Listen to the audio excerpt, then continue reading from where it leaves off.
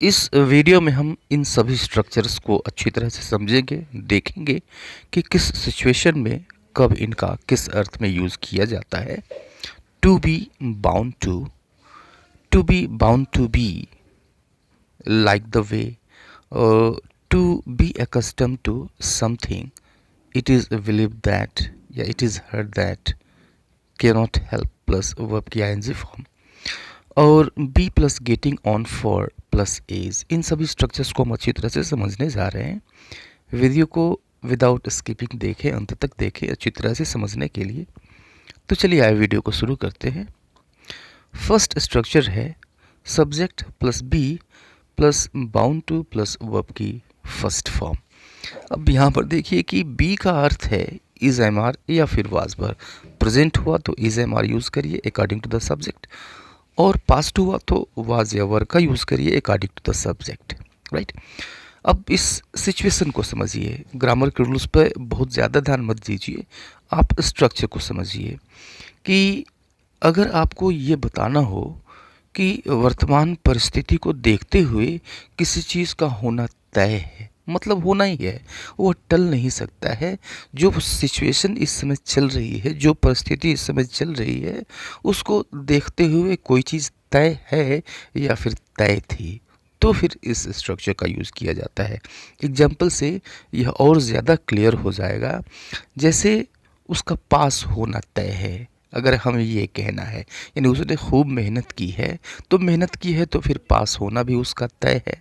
Means he is bound to pass, he is bound to pass.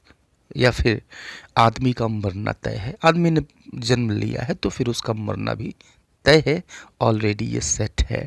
Means men are bound to die, men are bound to die. तो simply मैंने ये कहा कि present में है तो इज एम आर का यूज़ करिए अकॉर्डिंग टू द सब्जेक्ट, और पास्ट का हुआ तो फिर आप वाज या वर का यूज़ कीजिए।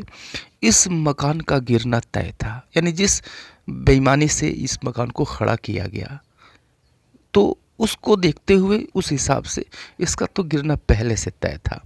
Means this house was bound to fall, this house was bound to fall. तो इसको हम किस परिस्थिति में यूज़ करेंगे? जब किसी चीज़ का, किसी काम का होना तय है। अब देखिए इन सभी में काम की चर्चा की गई है, राइट। एक स्ट्रक्चर आपको इसी तरह का ऐसा भी मिलेगा, वहाँ पे किसी काम के होने की चर्चा नहीं की जाएगी, वहाँ पे परिस्थिति की चर्चा की जाएगी, सिचुएशन की चर्चा की जाएगी, काम के होने की चर्चा नहीं की जाएगी।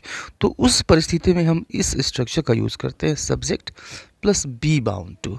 यहाँ पर बी का अर्थ फिर वही है इज एम आर या फिर was were, plus noun adjective या फिर एडवर्ब, राइट। अब देखिए इस पे वर्ब नहीं आया, जो वर्ब है मेन वर्ब, काम का होना इसमें नहीं बताया जाएगा। जैसे उसका डॉक्टर बनना तय है, राइट। अब देखिए वह जो है उसका, यह वह जो सब्जेक्ट है, यह कौन सा काम करेगा या कौन सा काम किया इसने, इसकी कहीं चर्चा नहीं है। तो इस परिस्थिति में इस तरह का ये स्ट्रक्चर हम यूज़ करते हैं। उसका डॉक्टर बनना तय है, means he is bound to be a doctor, he is bound to be a doctor. Subject plus be bound to plus noun adjective या फिर एडवर्ब, ये स्ट्रक्चर हमने यूज़ किया। उसका बीमार होना तय था, यानी जिस तरह गंदगी से वह रहता है या फिर साफ सफाई पे ध्यान नहीं देता है, तो फिर उसका बीमार होना तय ही था। तो he was bound to be ill, he was bound to be ill. अब देखिए यहाँ पर भी किसी काम के होने की चर्चा नहीं की गई, नहीं बताया गया कि वह कौन सा काम करता है या फिर उसने किया। ट्रेन का लेट होना तय है, means the train is bound to be late, the train is bound to late. तो इन दोनों का आपको यूज़ तब करना है जब आपको ये बताना हो कि सिचुएशन को देखते हुए किसी काम का होना तय है या फिर किसी चीज़ का होना तय है, होना ही है, निश्चित है या फिर निश्चित ही था। नेक्स्ट स्ट्रक्चर देखते हैं। सब्जेक्ट प्लस लाइक या फिर डोंट लाइक, नेगेटिव हुआ तो फिर आप डोंट लाइक का यूज़ करेंगे प्रेजेंट में, या फिर डजंट लाइक का यूज़ करेंगे अकॉर्डिंग टू द सब्जेक्ट।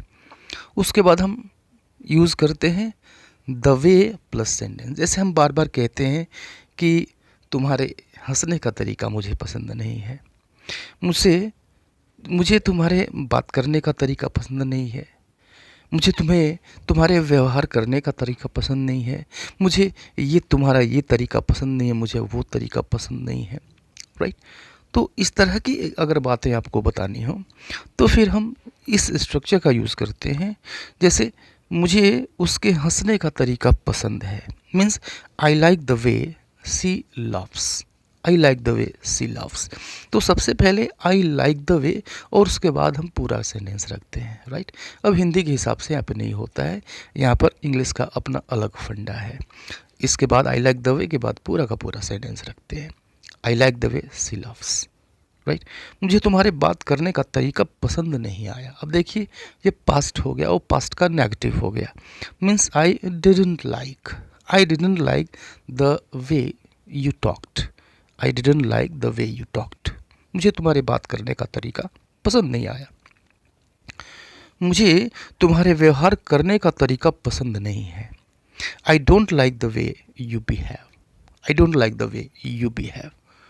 यानी मुझे तुम्हारे व्यवहार करने का तरीका पसंद नहीं है, राइट। तो इस स्ट्रक्चर का यूज हम कब करेंगे, जब हमें ये बताना हो कि मुझे किसी चीज़ के, किसी काम के करने का तरीका पसंद अगर नहीं आता है या फिर नहीं आया, तो फिर उस कंडीशन में इस स्ट्रक्चर का यूज़ किया जाता है। नेक्स्ट स्ट्रक्चर देखते हैं।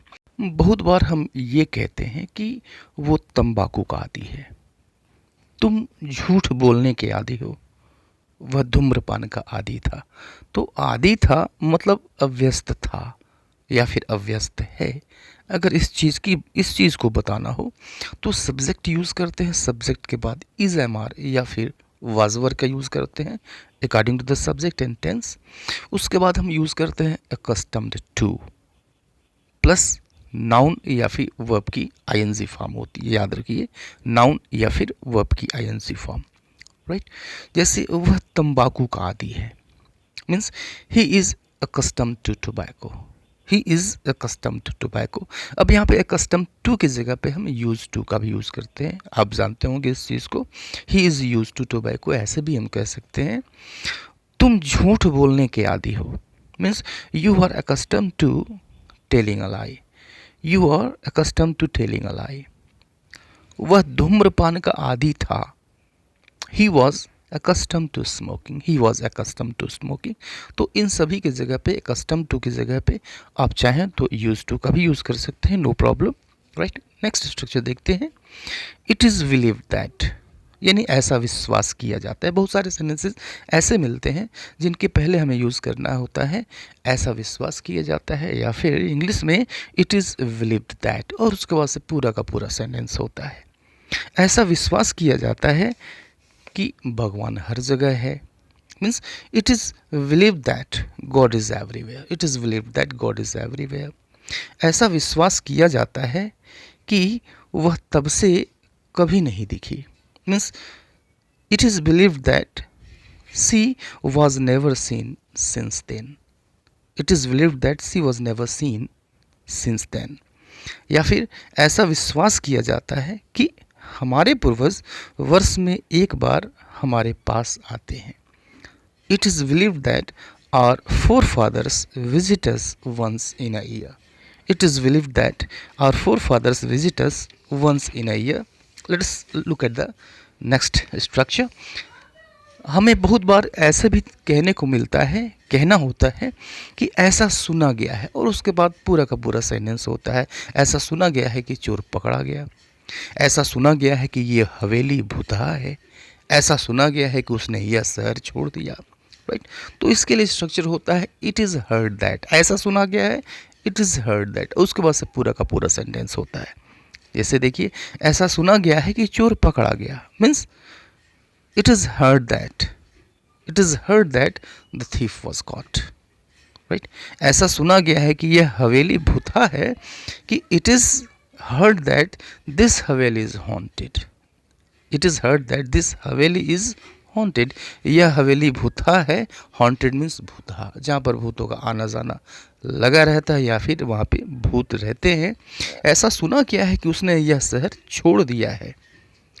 It is heard that he has left this city, it is heard that he has left this city। Next structure देखते हैं।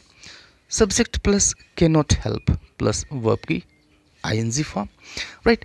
अब आपको ये बताना है कि आप कोई काम किए बिना नहीं रह सकते हैं, कोई काम किए बिना नहीं रह सके, तो उस कंडीशन में इस स्ट्रक्चर का आप यूज़ करें, राइट। जैसे एग्जांपल देखिए, मैं तुम्हें देखे बिना नहीं रह सकता, राइट। तो आई can not help seeing you, I can not help seeing you. अब देखिए प्रेजेंट अगर हुआ, प्रेजेंट की बात आप कर रहे हैं तो कैन नॉट का यूज़ करिए।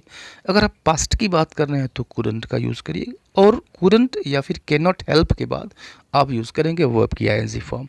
आई can not help seeing you, मैं तुम्हें देखे बिना नहीं रह सकता। वह हंसे बिना नहीं रह सका, पास्ट हो गया, कुडंट का यूज़ कर दीजिए। He couldn't help laughing, he couldn't help laughing. मैं वहाँ जाए बिना नहीं रह सकता, I can not help going there, I cannot help going there, right? Next structure and last structure is subject plus be plus getting on for plus is. अब देखिए हमें बहुत बार बताना होता है कि कोई कितने साल का हो रहा है, या फिर मैं कितने साल का हो रहा हूँ, उम्र आपको बतानी है। तो इस स्ट्रक्चर का यूज़ करते हैं। जैसे वह 17 की हो रही है, she is getting on for 17, she is getting on for 17। मैं 30 का हो रहा हूँ, I am getting on for 30, I am getting on for 30। मेरे पिताजी 70 के हो रहे हैं, my father is getting on for 70, my father is getting on for 70। तो ये सारे स्ट्रक्चर्स हैं, इन स्ट्रक्चर्स का सिचुएशन के अकॉर्डिंग यूज़ करिए, right. C you later in the next video, till then goodbye and take